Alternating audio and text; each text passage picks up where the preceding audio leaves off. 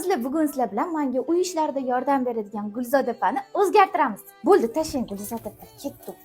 Gulzoda opa juda ham xushmuomala, halol va sodda ayollar. Turmushga chiqib va 3 ta qizaloqni halol mehnat bilan tarbiya qilib kelmoqdalar. Va men bugun ularni sochlarini rangi, turmagidan tortib butunlay o'zgartirmoqchiman.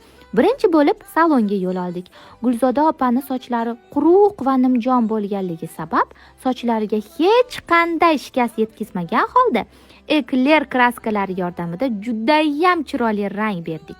Keyingi etap makiyaj. Umuman makiyajsiz yurganlari sabab ularga yengilgina makiyaj qildik va bu o'zlariga juda ham yarashdi. Salondan chiqib qorong'i bo'lishiga qaramasdan do'konga yo'l oldik va yoshlariga, didlariga mos ko'ylakni xarid qildik. Shunday qilib kunimiz juda ham maroqli o'tdi. Gulzoda opaning ko'zlaridagi quvonchini ko'rib, ichimdan o'zim ham juda ham xursand bo'ldim. Qani endi imkonim bo'lsa-yu, jamiyatdagi barcha ayol qizlarni ozgina bo'lsa-da ko'nglini ololsam. Biz ayollar ba'zan uy ro'zg'or ishlaridan, bola-chaqadan ortmay o'zimizga qarashni unutib qo'yamiz.